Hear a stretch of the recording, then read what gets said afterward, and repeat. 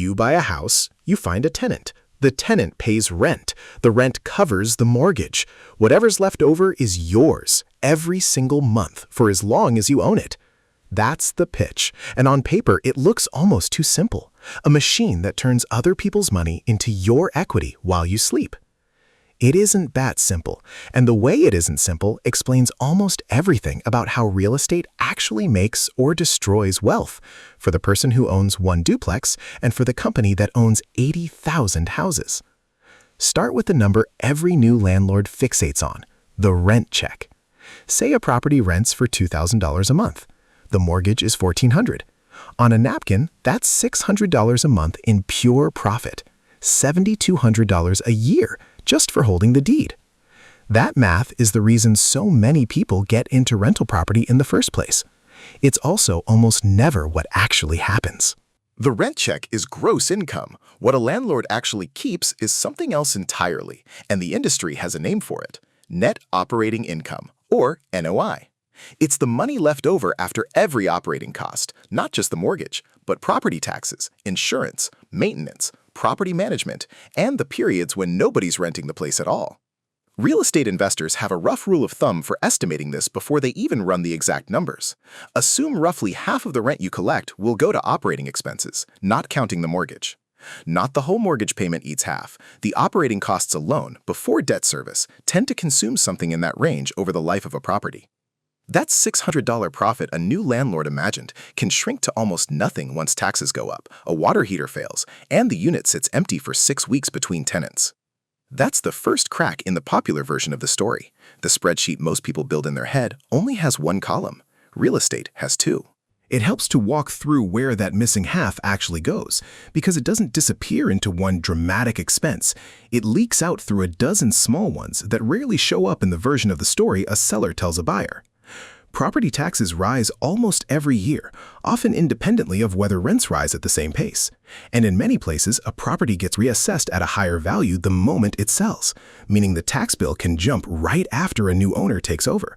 Not gradually, but immediately. Insurance has followed a similar path in much of the country, with premiums for landlord policies climbing sharply in regions exposed to storms, wildfire, or flooding, sometimes to the point where insurance alone erases a third of what looked like monthly profit. Then there's maintenance, which doesn't arrive as a steady monthly bill, but as a lump sum at the worst possible time: a roof, a furnace, a foundation issue, which is why experienced investors set aside a maintenance reserve every single month, whether anything breaks that month or not, treating a future $5,000 repair as if it were already a recurring expense. Add property management, typically 8 to 10% of collected rent if the owner doesn't want to personally handle late-night calls about a broken pipe, and turnover costs, cleaning, repainting, new flooring, and the rent lost during the weeks a unit sits empty between tenants. And the just collect the rent fantasy starts looking a lot more like running a small, unpredictable business than owning a savings account with a roof on it. To understand why, you have to separate two things that get lumped together as making money in real estate, because they behave like completely different investments wearing the same house.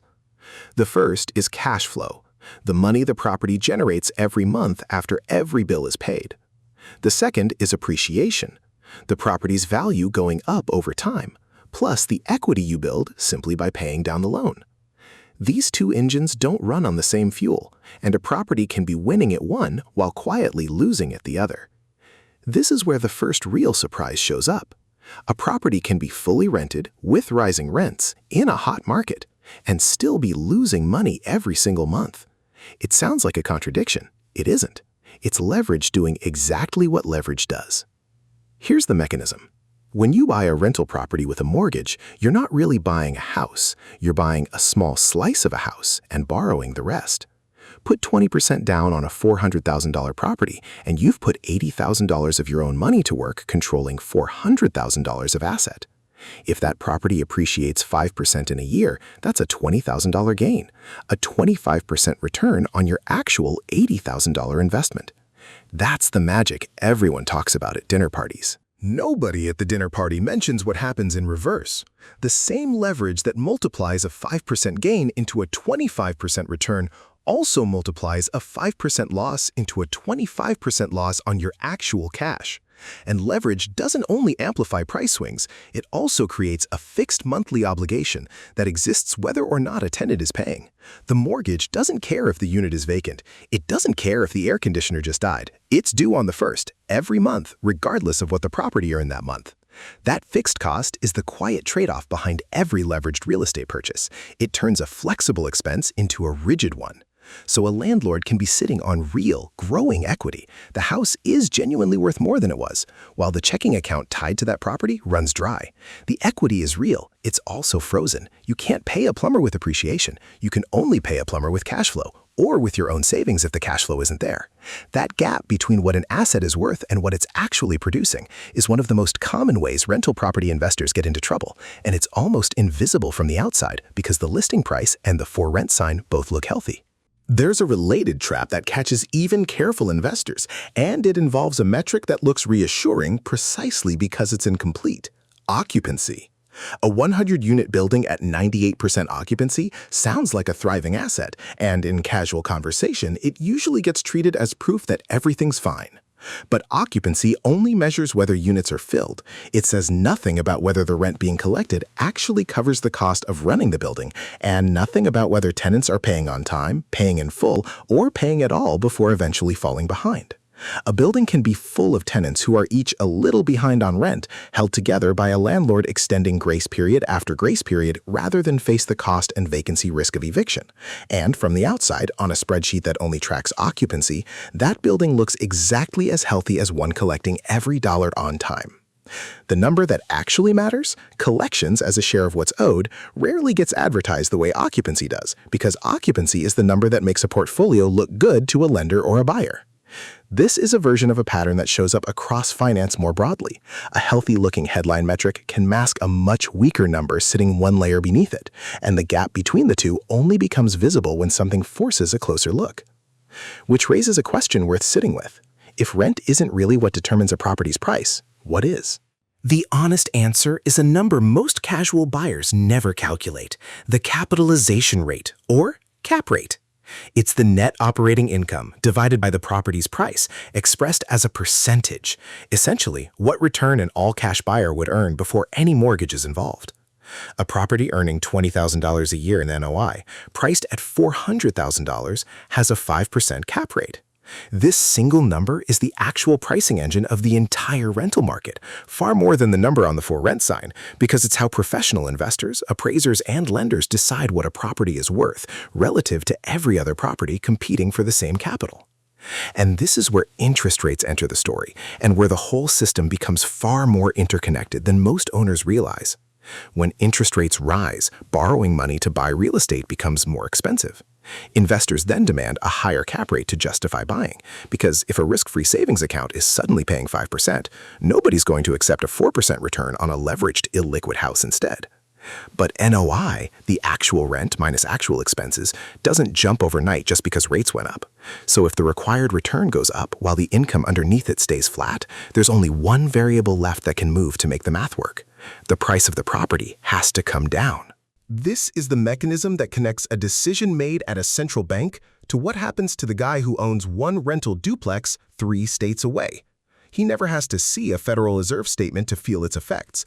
His mortgage rate resets, his refinance quote comes in worse than expected, and the value of his property softens, all from the same underlying shift, arriving through completely different doors. Now, trace what happens when that mechanism plays out over years instead of moments, because this is the chain reaction that has decided the fate of more real estate investors than any single bad tenant ever has. It starts small. Interest rates rise. A landlord who financed a property with an adjustable rate mortgage or who needs to refinance a loan that's coming due suddenly faces a much higher monthly payment on the same property generating the same rent. The $600 a month cushion from the napkin math is gone, replaced by a negative number.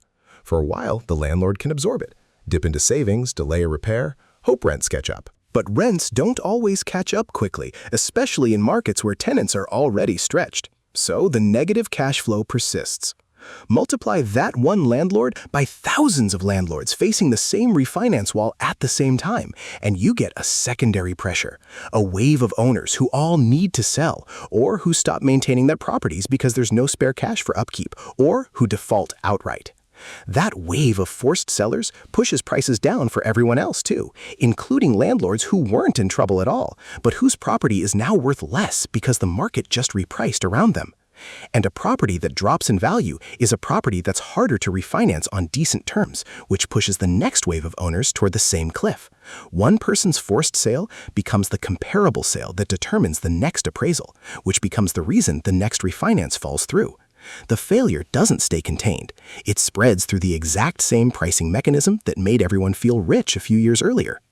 This isn't a hypothetical chain. It's close to the actual sequence that unfolded after the 2008 housing crash, and it created the conditions for one of the strangest developments in the history of American rental housing. Wall Street itself became a landlord.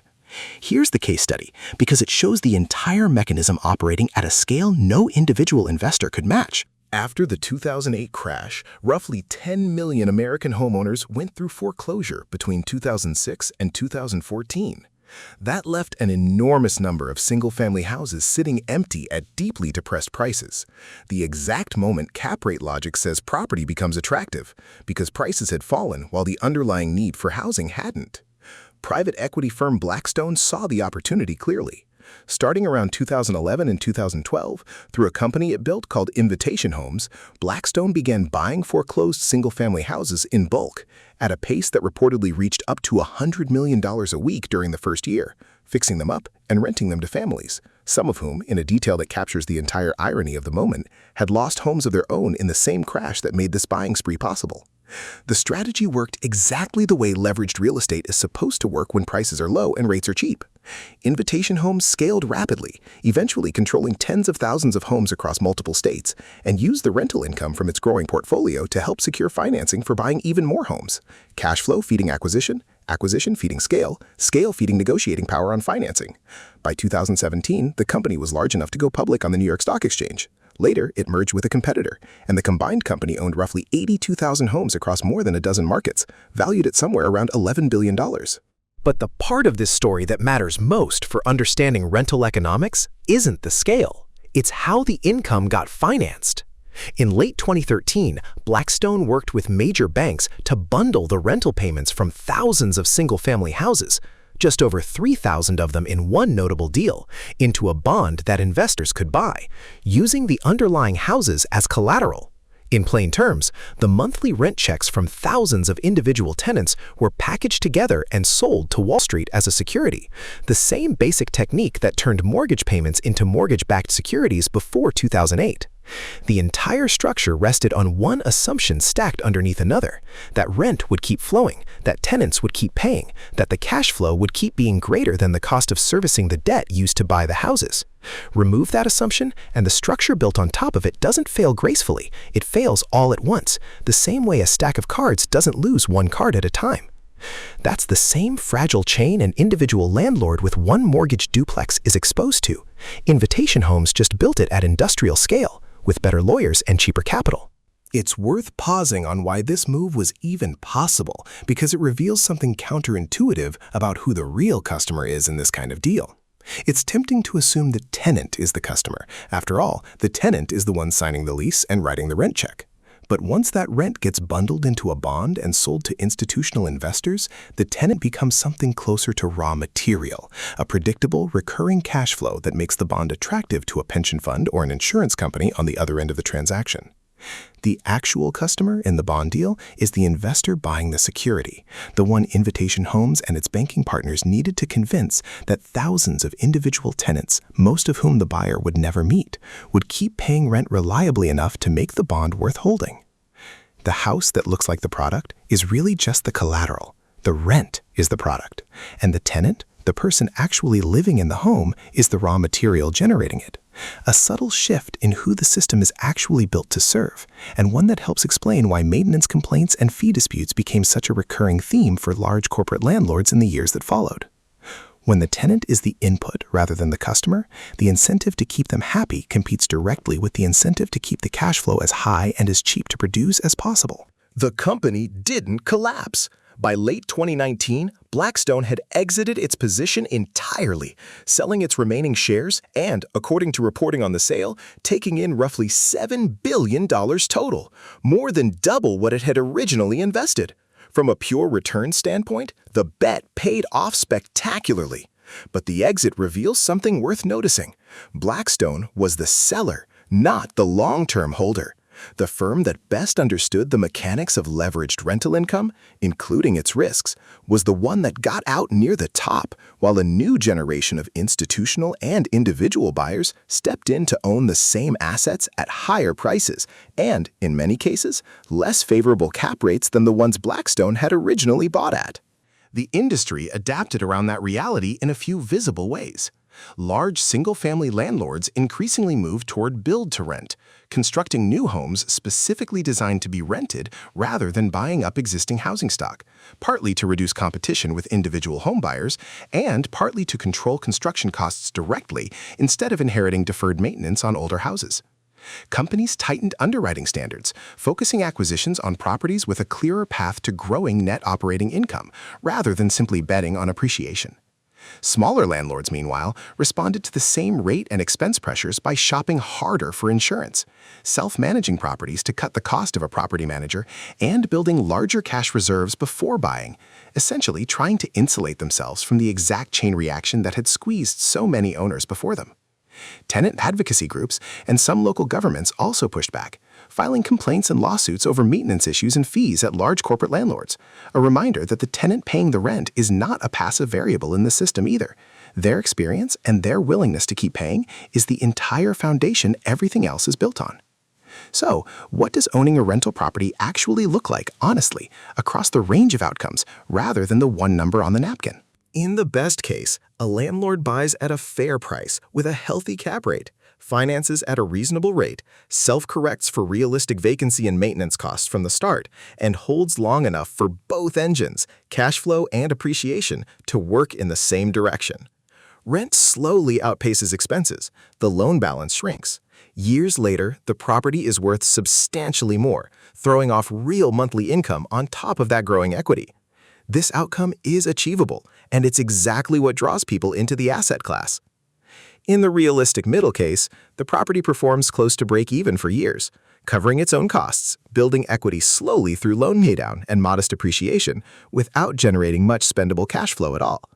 The owner's real return shows up mostly on paper, in home equity, and mostly becomes usable only when the property is eventually sold or refinanced.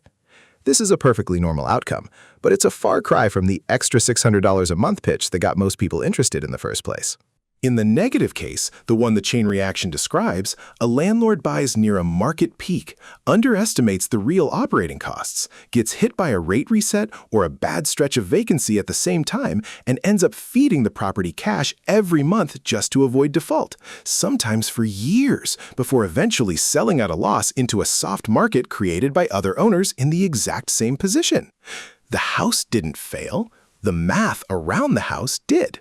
What separates these three outcomes usually isn't luck, and it isn't the property itself. It's whether the owner understood from day one that they were never simply buying a rent check. A rental property is a leveraged position on a stream of future payments from people whose ability and willingness to pay can change, wrapped around a fixed debt obligation that doesn't bend to accommodate a bad month, sitting inside a pricing system that reprices the entire asset every time the cost of money moves anywhere in the economy. The rent is real.